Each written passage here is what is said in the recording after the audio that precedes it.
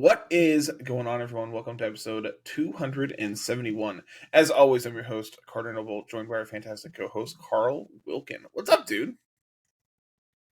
Back from Milwaukee, tired, but I've been playing catch up all week. This has been the rough part. I've been playing catch up.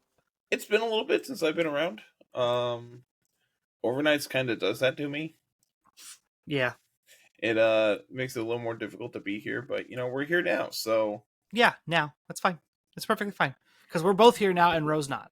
Angela decided he needed a week off because we're starting late, which it's because I work, but that's fine. Yeah, it's fine. It's fine. It's okay.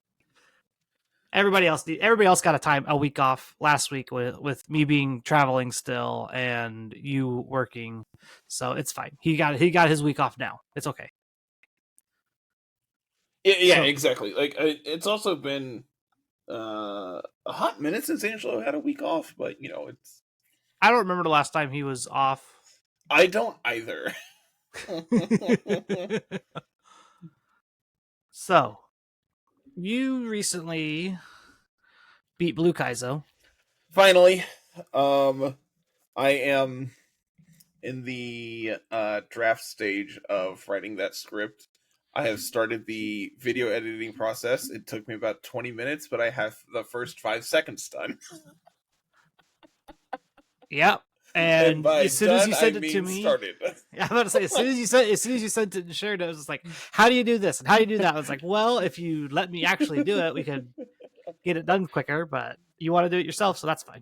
I'm okay. Yeah, it's one of those things that, we kind of were talking beforehand. I'm just like, this is a video that I have been wanting to make since I started these runs back in 2011. And so it finally is able to happen, and I'm very excited about it. And I think that the finished product is going to be everything I want and then some. That's good. That's always the goal, right? Yeah, exactly. So, plus, you have NAIC coming up. So, I also want to be, courteous to you and, give you time to be able to actually prep and do well at this event. And, focusing on my silly little video that I want to do is, it shouldn't be your priority, is my idea. So, that's fair. So, yeah, that's what's new and exciting in my life. I am, if I did the math right, I'm the 6th or 7th person to beat it. That's not bad. Still top 10. When 2 years ago people thought that it couldn't actually be done, it says a lot that how much the player's skill has grown in the years since it has started. So yeah, it also helps having all that extra documentation, which I was looking. I actually need to look up the exact number just to see. The old Blue Kaizo documentation is a single Word document consisting of hold on, it's loading. I think it's 128 pages. I remember looking over it because you sent it to me one time. Yeah, it's a lot. I lied. It is 88 pages, but still, it's still a lot. It is so atrociously bad looking too, compared to what romhack documentation looks like nowadays. Mm-hmm. It is crazy to think that this is what we are okay with for so long. Right. The amount of progress you can make in just a few years with the technology we have now, with the access to the tools we have now. Yep. It's a lot. Yep. It's a good change. Looking, I just have it pulled up here. They have all the move sets laid out for each Pokemon, the learn sets, and on mute it says, I don't know, probably pound, different location in the code, I can't find it. So yeah, things like that. Just completely unorganized and atrocious, and I cannot thank that Pete Sheets enough for his time and effort to actually put it together. So, but had anybody beaten it before the new documentation? I believe Bugford and I believe so. Before I joined the Discord, which was in November, there were 3 people who had beaten it. STEM Studios, who I've never actually interacted with, I don't know them whatsoever. Bugford and I want to say Jake from the Woods. I the only name I've ever been given is Jake. I don't know if that's who it is, but there is a Jake in a couple other servers that I'm in, so I'm assuming that it's him, but I'm not entirely sure. Mm-hmm. So at least one person I've never met, possibly one other I had never met, and the one who has like video documentation that I have found and watched a ton of to show. So, all right. So it helps that the new documentation makes everything a little bit easier. It's drastically better. Honestly, the big thing that has improved is actually having access to a damage calc. Being able to actually plan things out and not go, I don't know, we'll figure it out. Well, hope this hits and hope this works. Yeah, no. And that's having the actual damage calc for that helps a lot, because I know other ROM hacks have worked into that system of giving, like, you have access to the calculator, you can calc your battles and things like that pretty easily. So having a Gen 1 damage calculator for Blue Kaizo is nice. And I think a big part of that, and like something that won't be seen basically at all, because a lot of it I did offline, was the hours and hours I spent in the calc. As you know from like working with me on VGC teams, I don't like calcing things. Yeah, you're not, for someone who loves numbers and math, you're not much of a math person.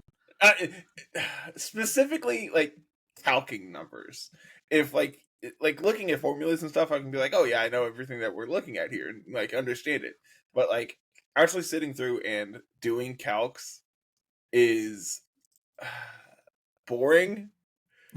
But when it is a known quantity that I'm trying to find a solution for, it makes it so much more obtainable, I think is the best way to put it. There were many hours of that I spent at work getting paid to do calcs. So that's the best way to do it, though, right? Getting paid.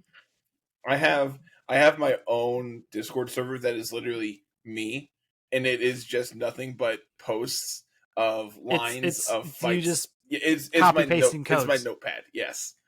Yeah. It is my notepad between my phone and my computer, so I can simply put type anything I need to in here and then have it accessible wherever I go.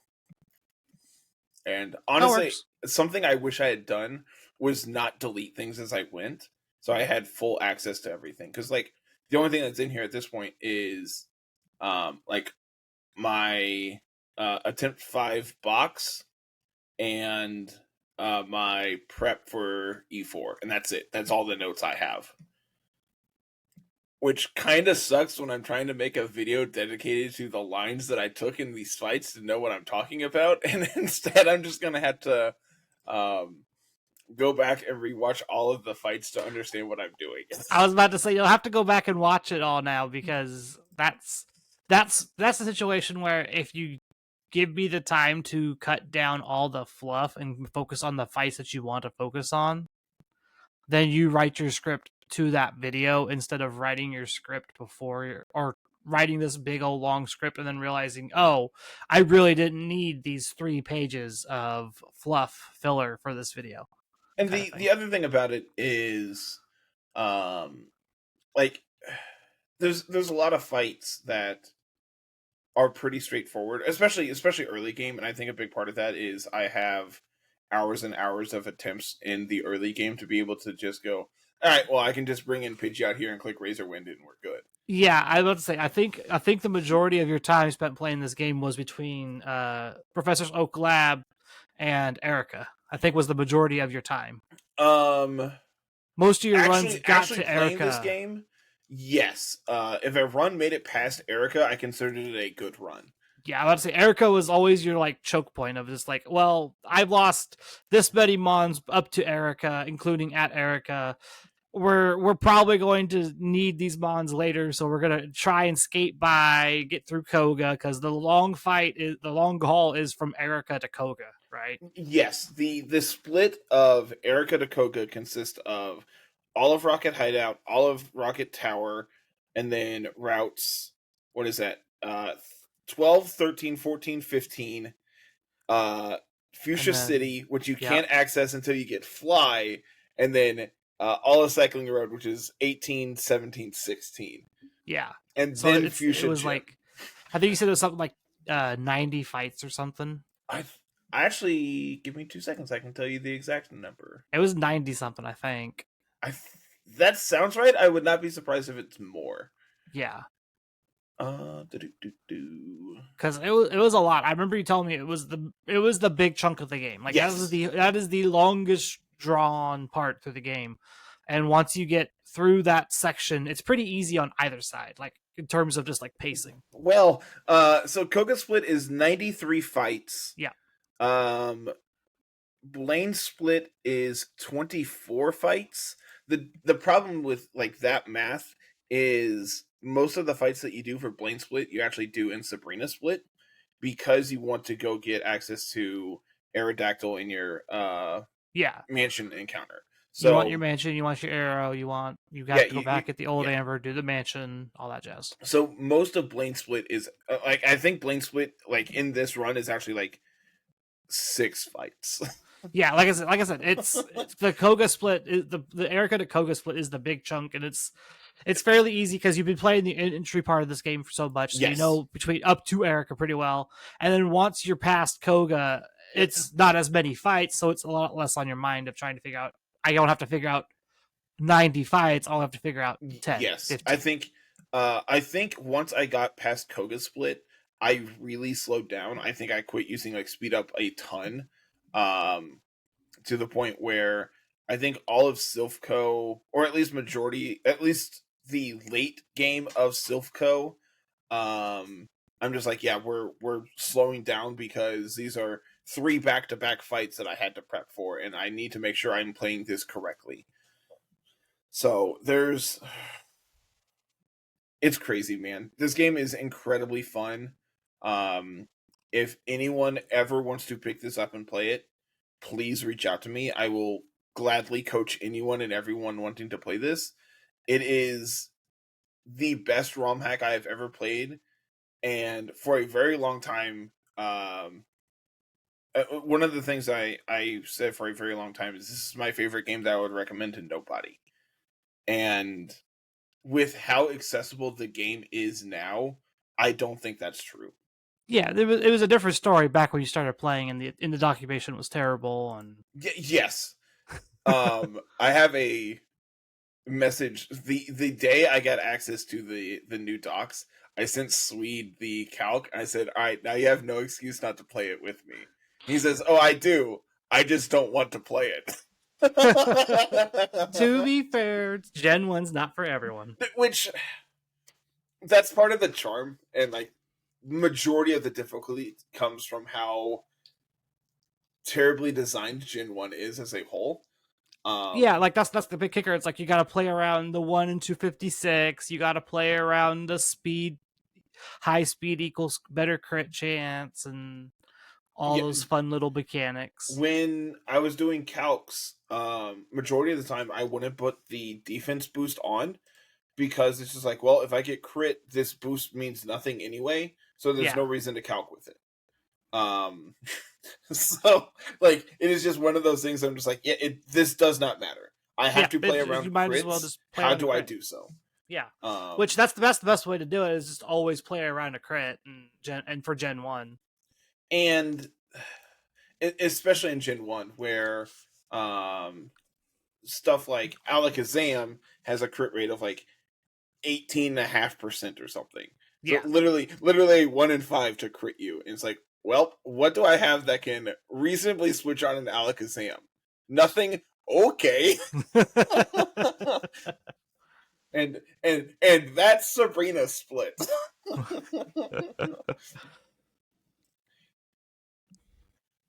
You want to talk about Milwaukee? Yeah, so I know Ro and his crew talked about the event some last week, which they focused on Lunala Miraidon, which that was something Ro had been working on leading into Milwaukee with his crew, and they were pretty excited about that.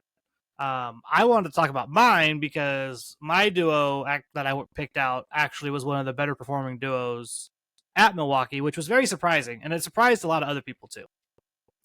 It is not something that I really had on my radar, like going into this event, and I think that like is a common sentiment among players of this event. I was about to say, as many times as I heard that, I probably would have at least $1 if I was collecting pennies for every time I heard that. I had heard that so many times walking around the venue from my opponents. That's just like, I wasn't expecting Miraidon Calyrex Ice to actually be this strong at this event. Like, I have run into it, and it has been a bad matchup every time. And I'm just like, I don't know what to tell you guys. Yeah, there were 3 in top 8. If we expand that down to 16, there's 4. Day 2 usage was somewhere in the 16% range, I think, as a duo. I'm seeing 5 in top 16, so not bad. That mouse doesn't have it where I can sort by partners, do they? Probably not. Yeah, overall usage right on Cali I was 12%, it looks like. Oh, I remember it's 12% day 1. Yeah, that's do we know how many were in day 2 off the top of your head? Like I said, I think it had run up to 16% into day 2, which it had jumped CSR Zamazenta as the most popular duo. 107 in day 2. So then that means no. 107 is like 15. If there was 107, it was close to like 18. Yep. Yeah. That would have been 18 duos, I think, somewhere in there. Something like that, yeah. That makes the math somewhere in there. Anywho, but yeah, this duo kind of just showed up and showed out, which was really interesting. I know Miraidon overall had a very good weekend in Milwaukee, which I kind of expected that going into this event too. I had pretty much this 5, the Miraidon, the Fergaraf, the Calyrex, the Volcarona, and then like a different Ogerpon pretty much locked up going into the last week. And then this Urshifu was kind of just like, I'm not sure what I want to do with this slot. It turns out that I was like, I'm really bad into Terapagos. I want something that's going to be able to hit Terapagos if I want it to. I played Waterfoo for a little bit. I didn't really care for it. Too much Koraidon. You're not hitting super duper hard into that. I rather would have had like the Darkfu to threaten Calyrex Shadow and Lunala, which this set will Oko Lunala through Shadow Shield. So I'm just kind of looking. I don't think there's a single Groudon in day 2. No, there wasn't. Wild. Koraidon has fully supplanted Groudon as like the best Sunsetter in this game. Again, not surprising. Looks like there was only 9 Kyogres. Yeah, Swordfish also had a weak showing, partly due to Miraidon just being really, really good. I think Zacian is just not as good as it once was. And I think that is... Zacian has its time and place, and it's good on certain teams. There's a Calyrex Ice Zacian team running around Limitless. It's really, really good. It's playing like things like Pelipper, and I think coaching Urshifu, and it's really, really cool. I like it a lot. It's doing cool things. There was a version of that was on camera at Milwaukee doing the same thing, but with Zamazenta. Coaching your Calyrex Ice and getting just getting extra boosts that way, which coaching your Calyrex is one of the best things you can probably do in this format right now, just because your Calyrex is going to live a lot of hits that way. And so, like, if you're never having to worry about the close combat or the collision course or whatever into your Calyrex Ice, that means you don't have to tear it, which is a huge boon because usually your partners with Calyrex Ice also want to Terra. So it takes a lot of pressure off having to Terra your Calyrex Ice into the water or fire or whatever Terra type you pick. But for this 6 did really, really well. I would have been 5-3 if I didn't get some very unlucky flinches in my last round. It was literally the perfect flinch at the perfect time. I had made the perfect read, and then my turn just gets invalidated because we just get flinched, which it happens. Yeah. Like my opponent even knew it. Like my opponent's like, I was dead to rights if I didn't get those flinches. Like, and you had called it correctly, and that's just how it worked. Well, that's the thing about it is you have to play to your outs, right? Like, we'll talk about it when we get to that round because the flinches were literally at the perfect time, the literal worst situation for you. Yeah. So let's go over this real fast. Miraidon, this set's fairly common.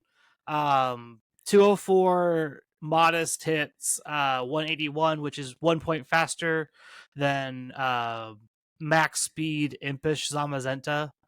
Okay. So that was the big thing, is just making sure I outspeed the Impish Zamazentas. They're never really hitting that 180 benchmark anyway, but some of them sometimes do. Just guaranteeing that you're going to be able to get your Electro Drift off into that Pokemon every time and pretty much pick it up is always good. Either that, or you force the Dragon Terra and can click Dazzling Gleam or Draco or whatever you want to click into. Farigiraf lives everything. Like there's very little that OHKO's Farigiraf that isn't named Miraidon.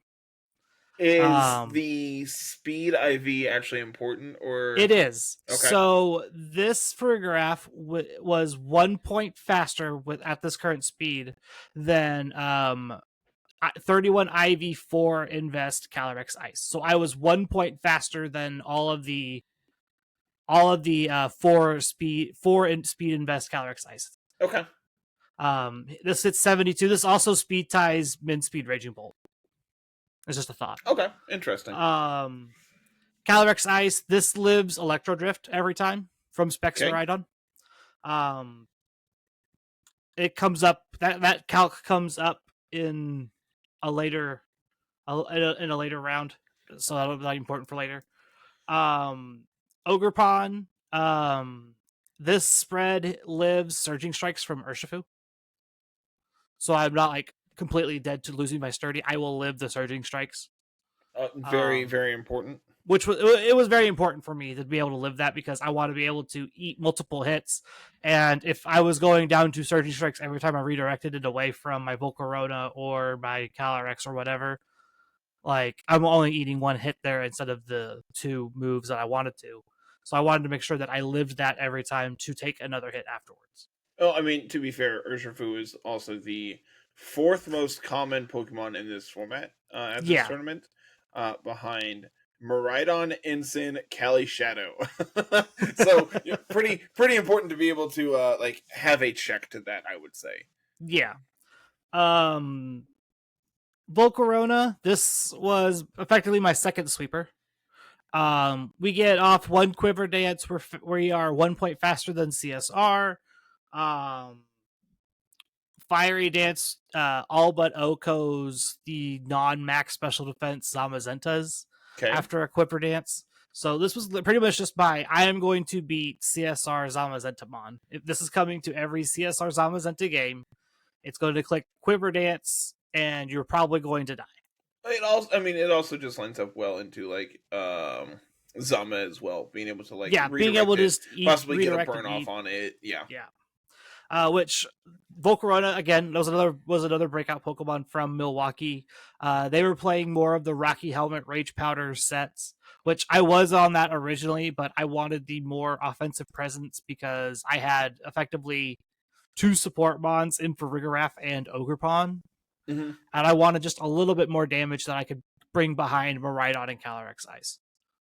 And then this last slot, this was Iron Hands for a while. This swapped to Urshifu Water, then to Urshifu Dark. This also was a Grimmsnarl at one point. Like this spot had been swapped around so many times that it's kind of just whatever I was feeling, and I was really feeling Urshifu Dark for this event.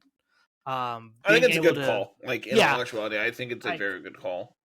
I knew I was going to run into CSR. I knew I was going to run into Terapagos. I knew I was going to run into Lunala. Like, all 3 of those Pokemon can give me fits, depending on how they line up. Terra Fairy Lunala is really hard to deal with sometimes if I'm not, like, lined up on Calyrex or Ogerpon. So, being able to just threaten the Oko to force a Terra, so I'm on top of the Lunala early, was really, really good. Because one of the hardest things was like, oh, they set up 2 Calm Minds and then they Terra'd, so now my Draco's not KOing, or they're free to click Wide Guard because they're not taking damage from my special attacker. Being able to put them on a spot where it's like you have to Terra and do something with this Mon now, or you're taking an Electro Drift plus Wicked Blow or something like that. Like, hey, either deal with this, or the alternative is you go home in a body bag.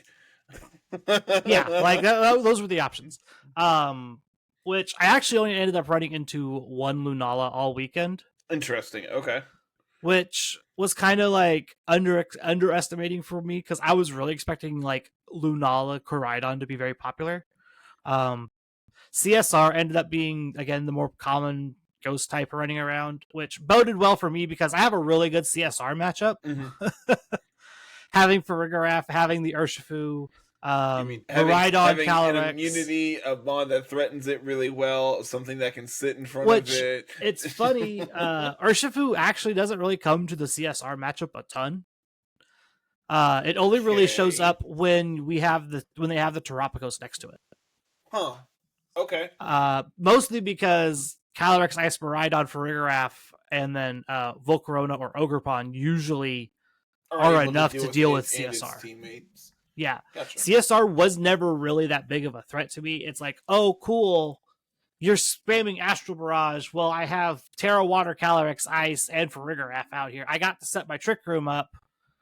You're Terra Dark. Cool. I'm still going to click Glacial Lance. You're still going to die. Like, that's all I ever had to worry about. But so do we want to jump into your actual matches and talk about doing a breakdown of each of them? We could fly through these pretty quickly because some of these matches were literally like 4 turns. You got to do the hyper offensive thing of just... I got to do the click Trick Room, click Glacial Lance twice. I'm at +3. What are you gonna do now? Good game. And just, are we done here? Yeah. So there's a lot of just like, there's some 3-game sets in here, which usually ended up being a situation where I ended up just getting outplayed, or I missed something and we ended up having to go to a game 3 where I could not get caught back up, things of that nature. Round 1 was the one I was expecting, Lunala Koraidon. Like, I was expecting a lot of this team going forward. I was expecting some Raging Bolt to pop up, which is why my Farigiraf was the speed that it was at. But this one was really, really cool because they, instead of like their Grimmsnarl I was used to seeing, they were playing Klefki. It's fine. Like, it wasn't great, if you could believe it that way. I do believe that. So it came to their same 4 pretty much came every time. Okay. They didn't really change anything between games. And like, if you understand how good Farigiraf is, Klefki's not really doing anything. Yeah. Like, there was spots where Klefki was sitting there and it was just clicking foul play into my giraffe, and you're just like, oh, okay, cool. Cool story. Are we done here? Or you did 30 damage, whatever.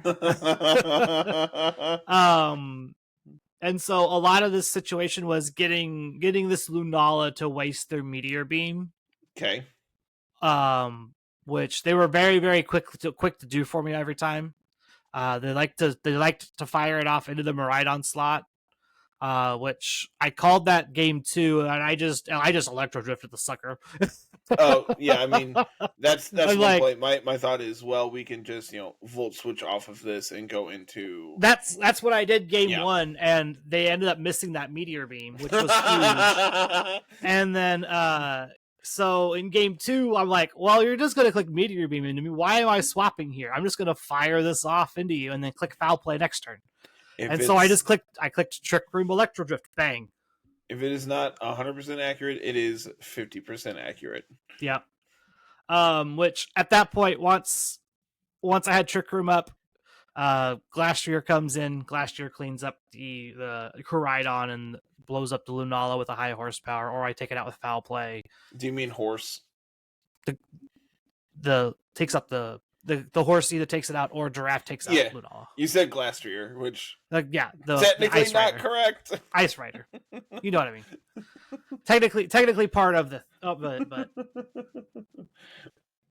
I'll get semantic with you by all means. Fluttermane never showed up. Which makes sense. Their Fluttermane feels like it's very much just designed to stop CSR. Terra Normal is not something I expected, but honestly something that I feel like I should have anticipated being popular. Would you believe me? That's not the only one we'll see today. That does not surprise me. It is a very common Terra type for Fluttermane now. And not just for Flutter either. Like it is. Yeah, but for Flutter at this event, it was very, very common.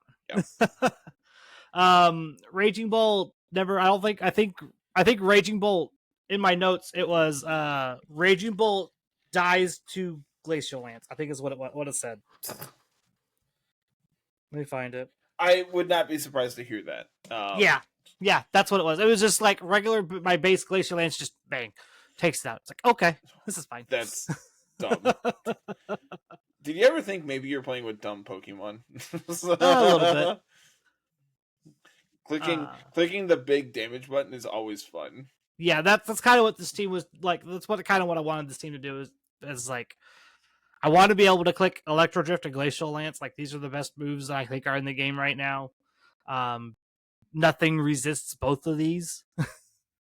So you're either eating a really big hit, or I'm applying a lot of pressure to another Pokemon, and you have to switch, and you're not hitting me if you're switching around. Correct. Yes.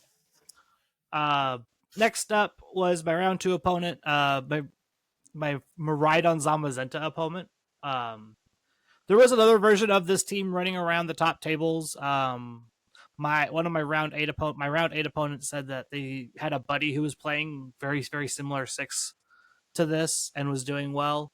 Fun fact, I got very unlucky in this game. I missed a Draco that mattered. I missed a Draco that mattered in game 2, which was very unfortunate. And then I made a read in game 3 that got me, that was either going to win me the game on the spot or lose me the game on the spot, and it just lost me the game on the spot. What? So the line in game 3 was they led Bundle Miraidon into my Farigiraf Ice Rider.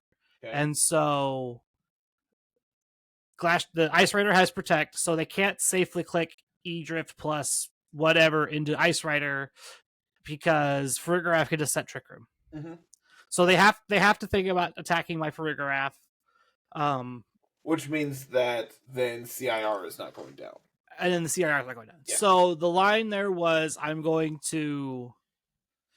clicked Helping Hand Glacial Lance because Glacial Lance will OHKO Miraidon with Helping Hand even if it tears. It'll always OHKO. And I'm so assuming what happens is they just double CIR and you're sad. So they doubled CIR. What mattered was I usually live the Electrodrift with like 50 to 50 HP, which is more than enough to eat the freeze dry. I got crit freeze dry. So well, that's the other unfortunate part. What you were saying earlier about playing around the crit. Yeah, like I can't play around the crit. I can't play around, just like you can't play around flinches. You can't play around the crit. Yeah. Granted, had I just clicked Trick Room and Protect, I probably win that game. But they also could just easily just double the opposite, and so it was literally like I made the read of they're going to focus the Farigiraf because I have the Protect, and they didn't do that, which is fine. I do think the Terra Dragon Zamazenta is probably the correct Terra for Zamazenta. There's a lot of Terra Ghost running around. Mm-hmm. I don't like that one as much. It's really hard to be Terra Ghost in a format dominated by Shadow Rider. So the idea for the Terra Ghost is like, oh, I'm immune to low kick, and I have Wide Guard to stop the Astral Barrage. So like the Terra Ghost is effectively safe, but I also just like you take neutral hits from Miraidon still. I mean, you're also doing like 0 damage to them with Heavy Slam, right? To CSR, you still do a lot of damage into CSR. CSR's weight isn't that high. I guess it's also like not physically defensive either, so yeah. I am curious about that calc. I will say I am not much of a Heavy Slam player in double restricted. I would much rather play Behemoth Bash. Mm-hmm. I think I went off in Bauerdad's server the other day talking about how Heavy Slam is probably the weaker steel move right now, just because there's effectively double the number of Pokemon that are heavy, and so you're not getting as much value out of it as you would be getting out of Behemoth Bash. Heavy Slam is doing 48 to 58%. Yeah. It's base 100 power into CSR? Base 120. Base 120. Yeah. So it's slightly better than Behemoth Bash, but if you're only two-shotting it anyway, you're going to be two-shotting it regardless. Yeah. Like, and granted, that is also by 140 HP for defense. Yeah. Outside of the bundle Ursaluna, Zamazenta, Miraidon, Incineroar never really showed up outside of the first game where it got completely destroyed by a high horsepower. And then their Farigiraf didn't really show up either because it wasn't really lining up after the first game.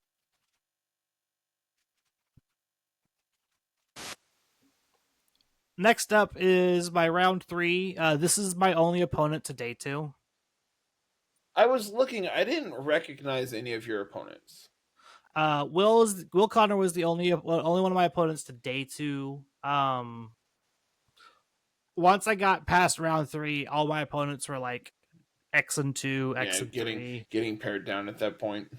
CSR Koraidon, with the Moongus, Incineroar, Raging Bolt, Tornadus. Raging Bolt ended up being their big breadwinner. This was another one where I missed a Draco that mattered. If I land the Draco on the Raging Bolt when I go for it, then I win the game on the spot because Raging Bolt, even after Terra, doesn't live the Draco. If it's not 100% accurate. I have a lot of these games where it's just like I make a good read because I know what I'm doing, and then the move accuracy just checks out, or I got crit, or I got flinched, and so I didn't lose a lot of these games just to getting like completely outplayed. It was more of the way I played my game. It's just I had to rely on a little bit of luck, and I didn't get it. This was the first of many AV Koraidon that I saw, which changed how I played the game a little bit. That's very interesting. When you have Tailwind, it makes sense to play these more like AV heavy sets like this. Yeah, which is kind of cool. I can appreciate it. It still wasn't like the greatest into Miraidon. Like I said, Raging Bolt did a lot of the heavy lifting for them, being able to just catch a Pokemon with a Thunderbolt, catch a Pokemon with a Dragon Pulse, Terra Electric in terrain was doing a lot of damage just in general. Their CSR went down pretty quickly a lot of the time. I was able to kind of clean that up pretty quickly. It was just more of when I missed my hit on the Raging Bolt in Game 3, as it's like, well, this game is probably over because Raging Bolt's going to clean up. There wasn't anything crazy in my notes either for Game 3. Let me look it up here because I think it went so fast that Game 3 I literally just got the leads and the other mon I saw written down because Raging Bolt, it was literally just trade. Raging Bolt kills the last two. Yeah, I can understand that.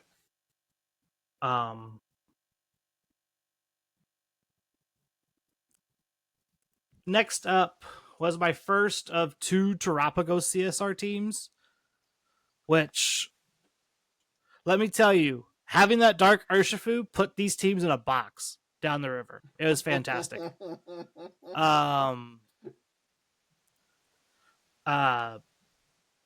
This is another team where like Volcarona can come and do work if I want it to with like Struggle Bug. You set up 2 Quiver Dances and you just eat Terra Starstorm like it's nothing. But with them having the Ogre Pond Cornerstone, it made Volcarona hard to bring, so I ended up leaving my Volcarona at home and just bringing Miraidon, Farigiraf, CIR, and Urshifu. And then I would just set Trick Room, let my Miraidon go down, and then I sweep with Urshifu and Calyrex Ice because their team just can't do anything into crit Wicked Blow and Calyrex Ice not being able to be intimidated. Mm-hmm.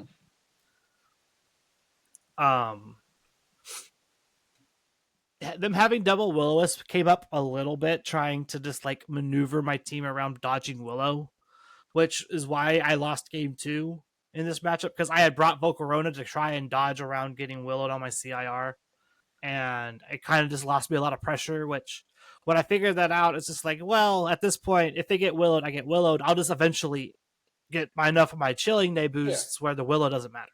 Yeah, eventually we'll get back to +2 or whatever, and we'll be fine. Yeah.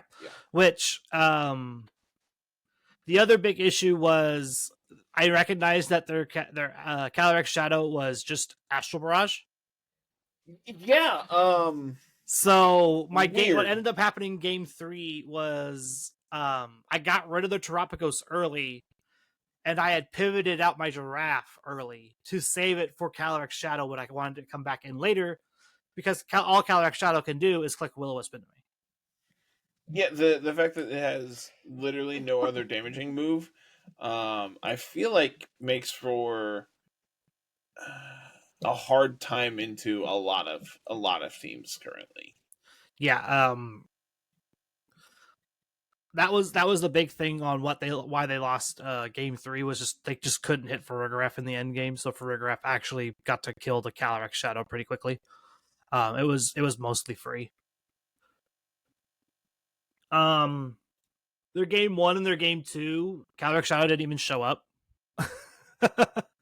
It was Turtle, Rilla, Instant, Ogerpon. It was literally the four Turtle Mon, like the Balance Bros plus Redirection and Terapagos, because they were just really reliant on trying to set up the Terapagos and get it going.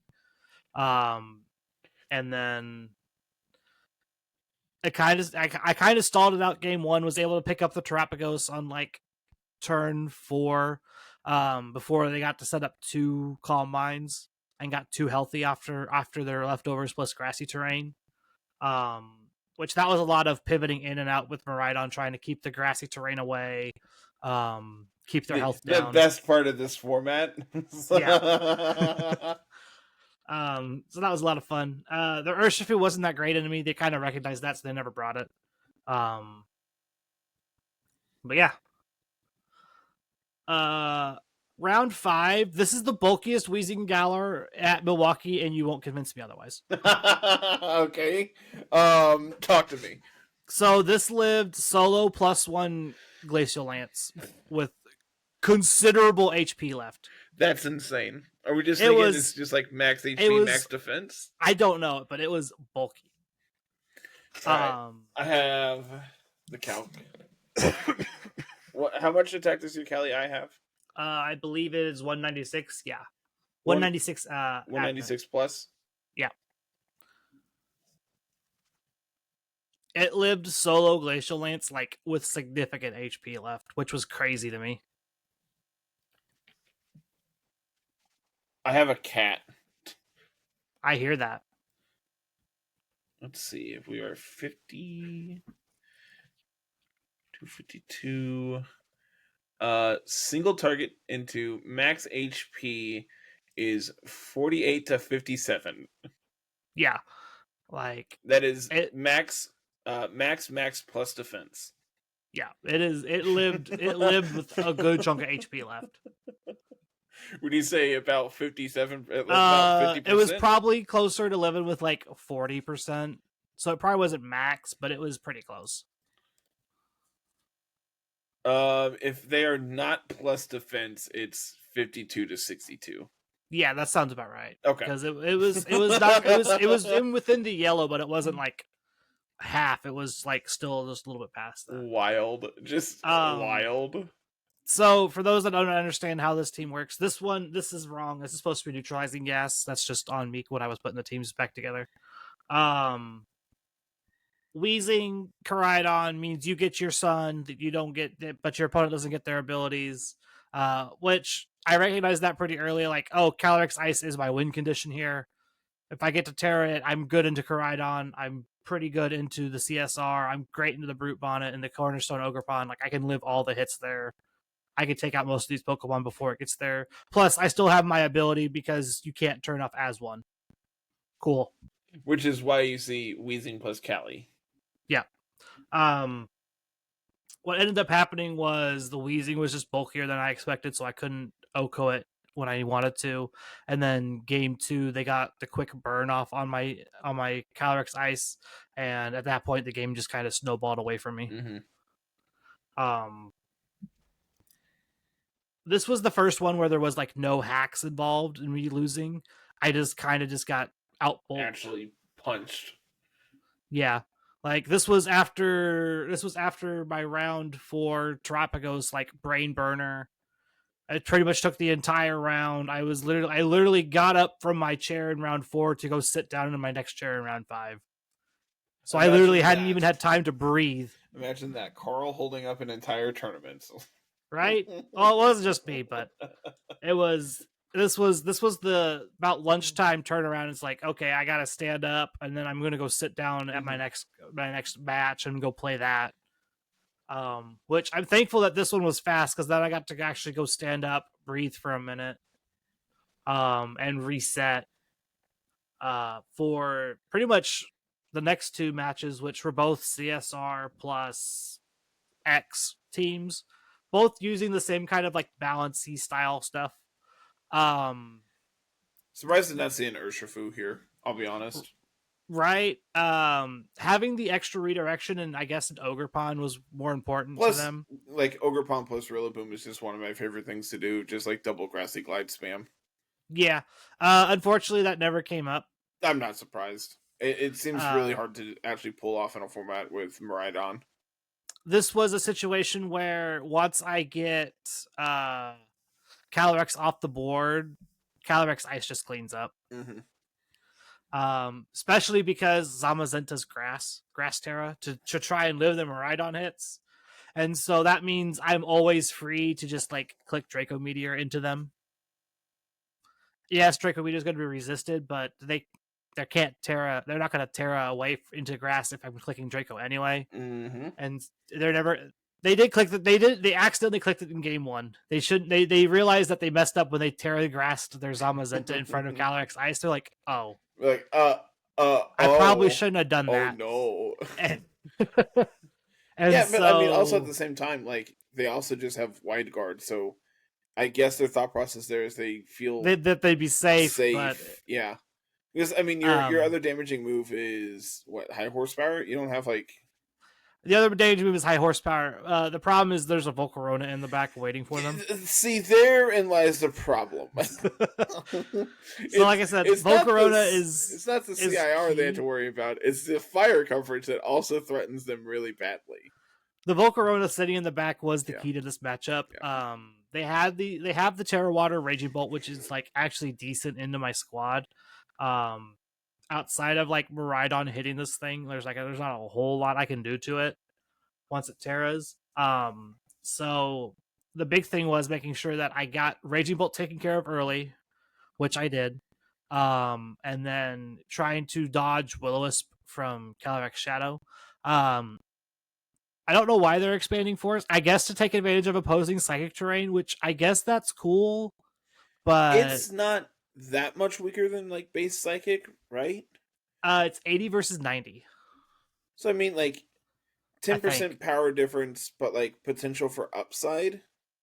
Yeah, like there's the upside of you being able to be spread, but at that point, if they have like their own like wide guard, then you're just like SOL. So I guess the question becomes: is expanding Force better than like Psyshock? I don't think it is, honestly. I don't think so either better. Here. Like, if you're not abusing Expanding Force, I don't think you should be playing it. And even then, like, it kind of makes Callie just, like, a one-note, like, a one-trick pony, right? Like... Yeah. Yeah, effectively, that's what it does. The other big thing I wanted to call out on this team, I really liked the Helping Hand Incineroar. That's sick. Ro and I had talked about it, the week going into Milwaukee, about how this is like, if you just need a move on your Incineroar and you don't want to play Willow, Helping Hand is actually fantastic because you're just able to help your partners deal more damage. And this was a situation where it's like, this is actually really strong in this team with like the Raging Bolt and the Calyrex and the Zamazenta and things like that. Yeah, like random fourth moves you can have are like Helping Hand. Occasionally you'll see Protect. Willow, Flare Blitz, Willow, Flare Blitz is really common. Willow is much more common. Taunt is another one that's always available. So it was just like whatever you want it to be. Which them having Willow on their Calyrex means that they get to play Helping Hand on the Incin, which is really, really neat. But yeah, this ended up being a very fast bang bang once I figured out the win con, and the poor Zamazenta never stood a chance. Oh no. My round 7, this was the start of the upswing for me. This was I'm getting back into this. I'm gonna try and go 5-3 and at least like get points. They were Terra Water, Life Orb, Calyrex Shadow. Interesting. Which it was really cool just seeing that, like, oh, you resist my Glacial Lance. Okay, I'm just going to click Volt Switch into you instead. What this game ended up being was I lead Miraidon, Calyrex Ice. I just lead both restricteds. And so now you have to pick, do you want to eat the Glacial Lance or do you want to eat the Volt Switch? Because either way, you're eating. You can't fake out both of these bonds because you're always leading Terrapagos. Yeah. That was the big kicker I found, is like these Terrapagos teams almost always have to lead Terrapagos, or they're never going to get to do their thing. Correct. They want to get it out early so they can start doing the thing, right? Yeah. And so what ended up happening was I forced them into a situation where you either click Calm Mind on Terrapagos and let me set up Trick Room, or you click Protect and Fake Out and you stop both Electro Drift and my Trick Room. Like, if you do that, then I just go for it again and Volt Switch out and set my Trick Room. Because your Terrapagos isn't OHKOing my Calyrex Ice. If you're sitting there clicking Calm Mind. Like, you're not going to do that.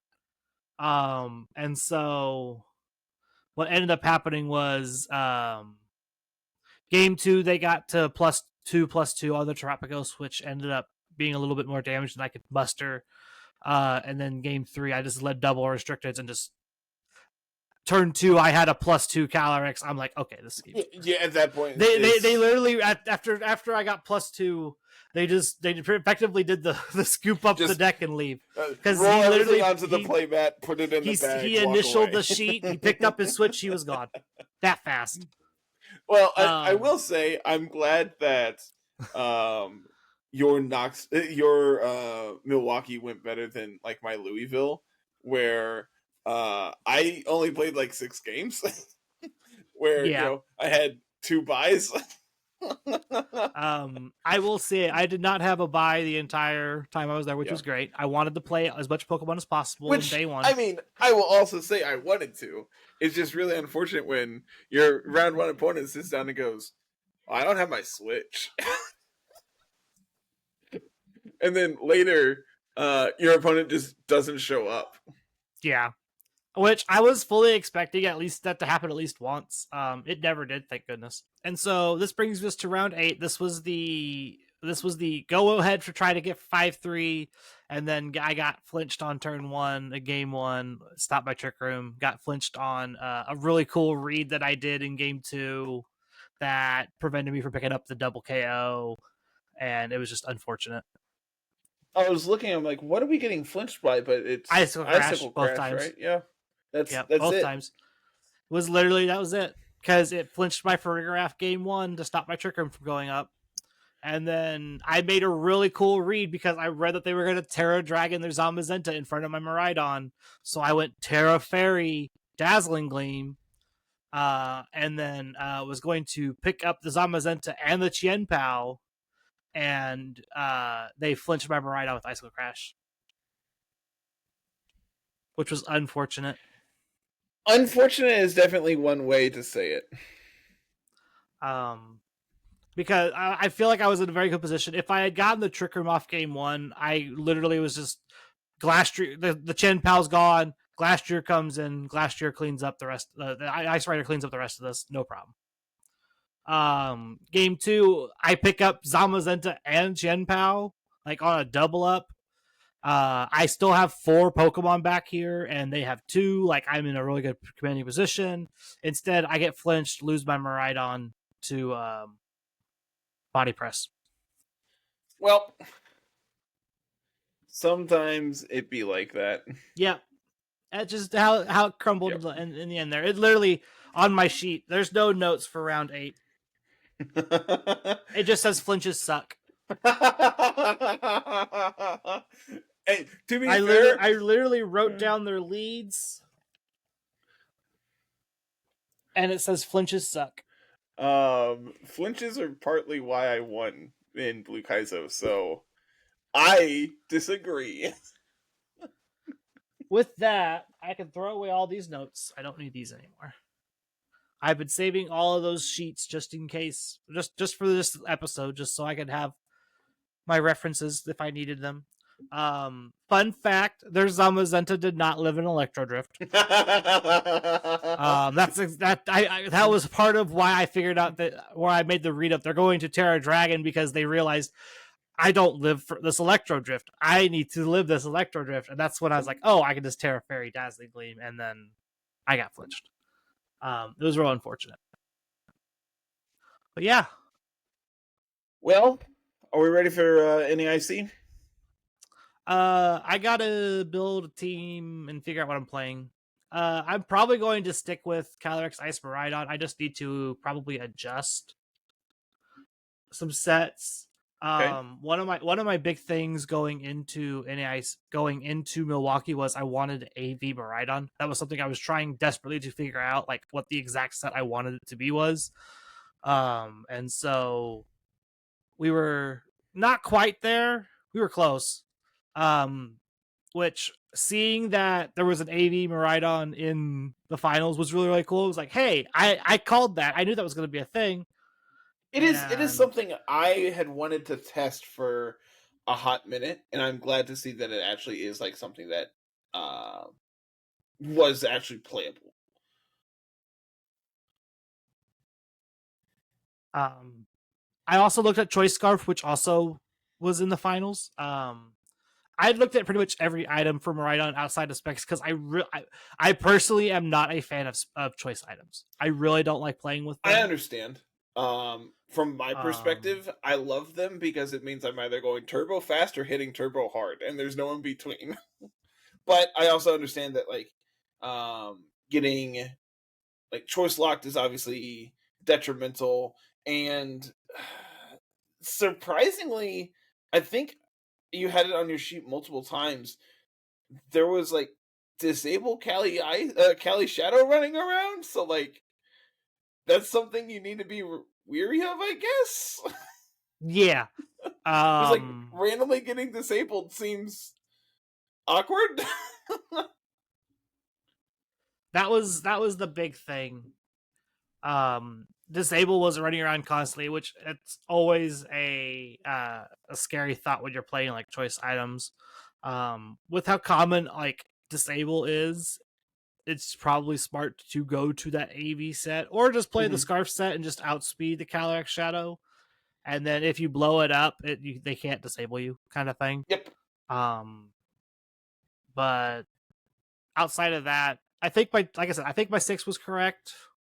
I liked I liked all my sets. I did all my work going into it going forward. I was prepared for every matchup that I ran into. I just sometimes was unlucky. And sometimes it's just like that. Yep. That said, if this video gets let's make it, if this video gets 50 likes, I'll bring Solo Dozo to NAIC. You're the worst. I'm not liking this video. Solo Dozo, not Tatsugiri Dozo. I know. I'm not liking this video. By the way, I have your mod for you if you're ready. I am ready to get some Hisuian Avalugg.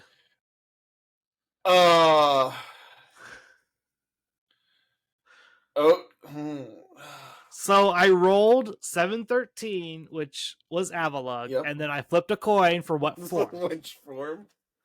And I got Hisuian Avalugg. So have fun. This is okay. I got this. You got this. We're gonna just start off with a big ol' turtle head. All right. It reminds me of Dreadnought. It's not, but it reminds me of Dreadnought. And then its shell is like back off of its head, and it's big. Is it like come to a point? This seems right. Are we drawing it from the side or from the top, or how are we doing? That's a wonderful question, Carl. You think I have perspective? I was just wondering to help our audience at home. He's got his big old feet. Oh man, this might be the worst one I've done yet. Nah, this is great. And I think the big problem is I just don't know this Pokemon. Downside of not playing PLA, I guess. Yeah. I feel like this thing has a bunch of spikes on it. Am I crazy? I can't help you. I mean, you can. No. It defeats the purpose. I feel like it's like legs have like these little like kneecap spike things going on. You're laughing and it makes me think that I'm so off it's not even funny. It's you're committed to this point. You got to keep going. I am. We're locked in on the kneecap spikes. He's got like big old tusks. Does he have tusks? He's getting tusks. Are we sure this isn't Mamoswine? He looks turtle-esque. I know he's not a turtle, but he sure does look like one today. Give me my eraser. Gotta clean up some of these lines. Oh god, you're gonna be here forever with that type of eraser. Yeah, I realize that now. That's too big. Perfect.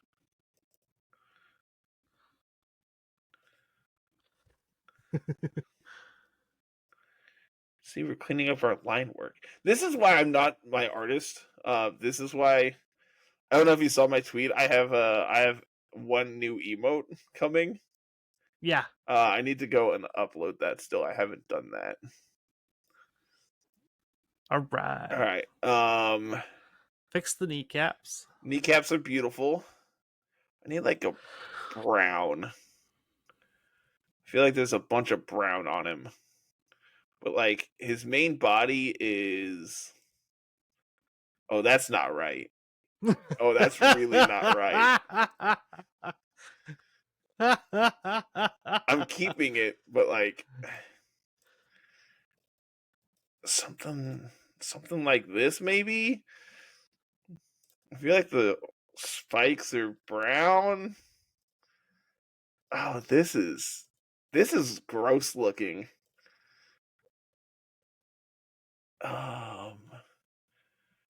What the hell does his face look like? Give me a go.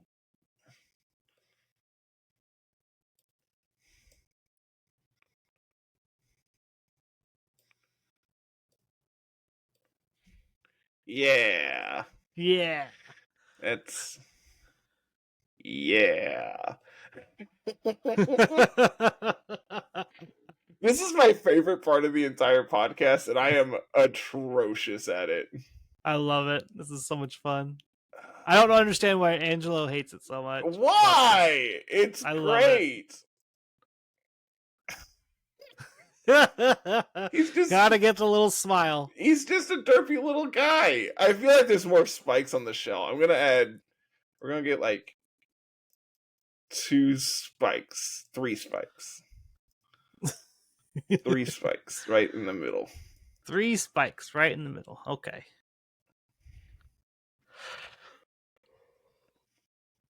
I now realize I might be misremembering, and the spikes are all on like Mega Aerodactyl or something. Does he have? I'm gonna. Man, I got nothing. This looks atrocious. Whenever you're done, I think I'm locking it in. Right in the name. Are you keeping these somewhere? Uh-huh. You have a folder of them? Yes. Good.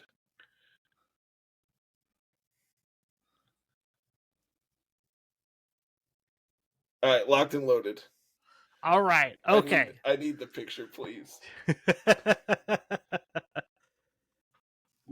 So, Hisuian Avalugg. Not something people like saw a ton of. I know from PLA the fight is kind of like this weird side-scrolly like battle where it's coming at you. I was kind of right. I knew there was tusks. Kinda. It's more of like a snow shovel. Yeah. Snow plow. Yeah. I don't know where you got the spikes on the kneecap thing. I mean, he's got like big old knees, flare things. Those are just his feet, though. I mean, yes. Get the Avalugg on screen so people can see it. There you go. I mean, save the picture like this now, so I can actually we can have the comparison for later. Okay, this is something I want to save it as like that because that's perfect because you get to see what it actually looked like and what we drew. So it's like you weren't terribly far off. Your colors were pretty almost correct. There was a lot more brown than I realized because the Hisuian one is the rock type, right? Like It's ice rock. It's the glacier coming down the hill, collecting the stones, moving everything out of its way. Blah blah blah. Yep. Which cool. It kind of looks a lot like just like a really long mammal swine. Mine or the original? Yours.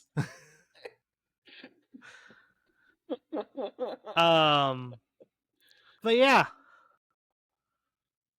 I let Ro off the hook while you were gone because technically it was your turn. Yes.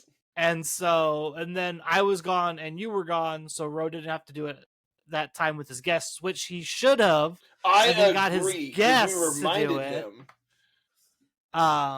Having one of his guests do it would have been hilarious. It would have been free.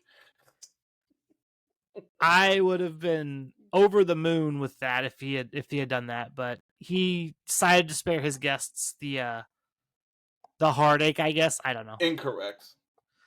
Yes, incorrect decision in my opinion. Just know, if anyone ever comes on, we are legally required to make you paint a Pokemon.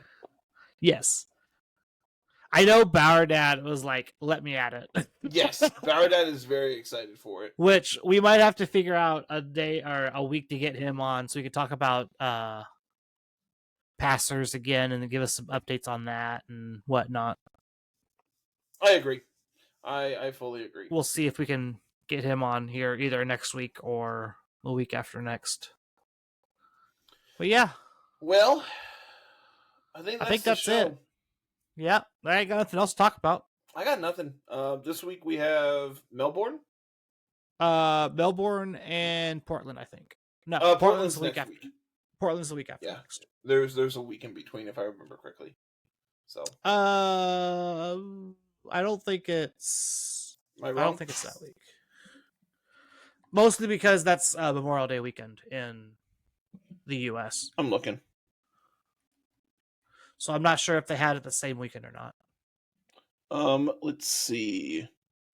Yeah, May 23rd through 25th. Then it's going to be Memorial Day weekend. Neat. That is pretty neat. There's one in the Netherlands. There's one in Ursaluna.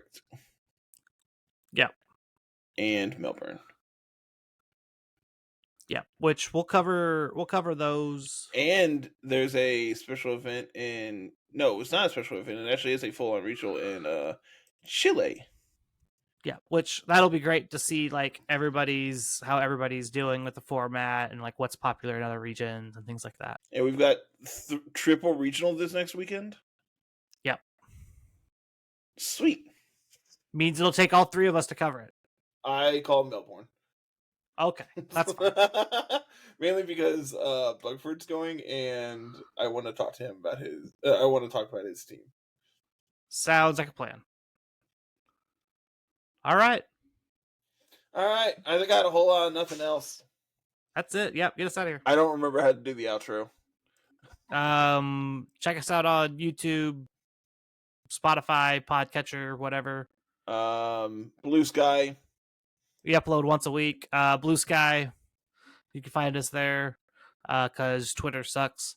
I'm still on Twitter. I still primarily use Twitter because I have a bigger reach on Twitter than I do Blue Sky, but minor details. I'm just Twitter sucks. No, I don't disagree. I don't like dealing with people on Twitter anymore.